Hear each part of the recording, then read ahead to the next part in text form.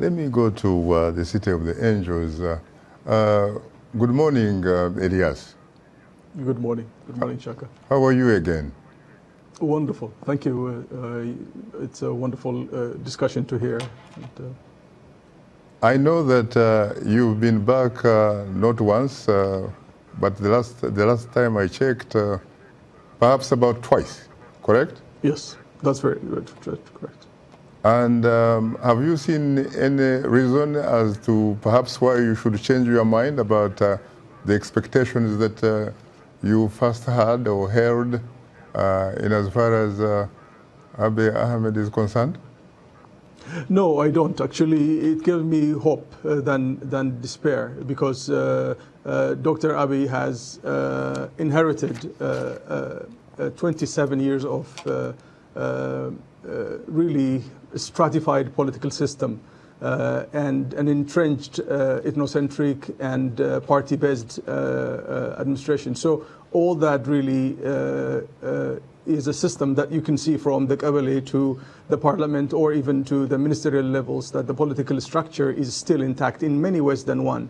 But at the same time, within that constraint, what he was able to do is incredibly amazing. And I have traveled even at my first trip. On my second trip, I have traveled extensively. I have talked to political actors, former prime ministers, even including Prime Minister Abiy Ahmed, and many other political leaders also.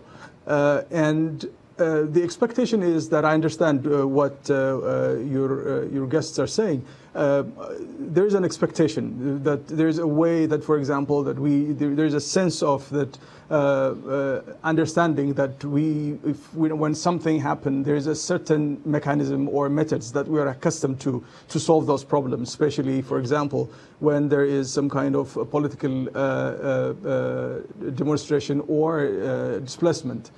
Or killings. And the way we know how those issues were solved in the past was not what Dr. Abiy's government is trying to do. And because of it, there are many disappointments, I understand. But at the same time, if you forward yourself another couple of months and how these particular issues were solved was incredibly amazing. And of course, there are many issues that needs to be solved. And as I said, that the entrenched political structure is still intact, so it will take time. 1 year is not enough. But if you ask me, change, of course, is a process, not exactly. an incident.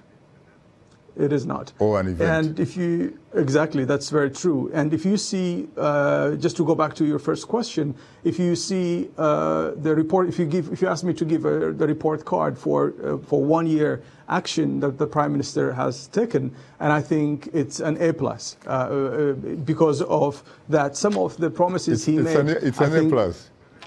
I would put an A+. The reason is that...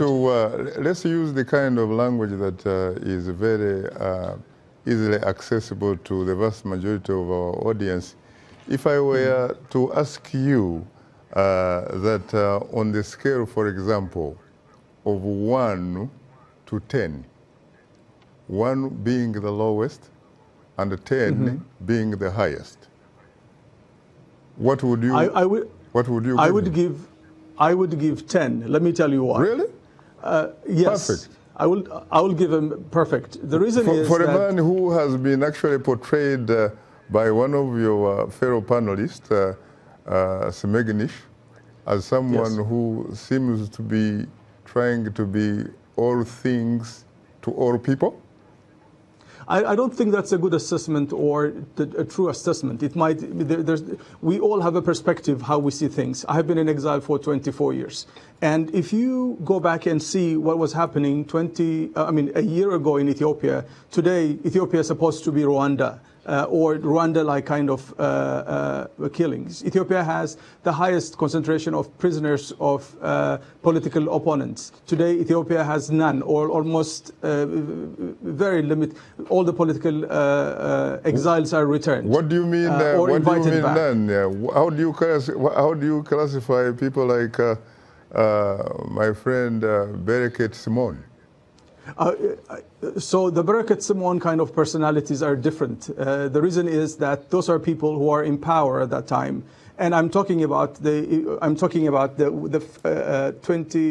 year ago, the political prisoners who are the terrorists of the people who are deemed as terrorists, the journalists who are imprisoned. Those are the people I'm talking about, not the ones who are accused in the past misappropriation of funds or political impropriety. I'm not talking about them. I'm talking about the ones that before that.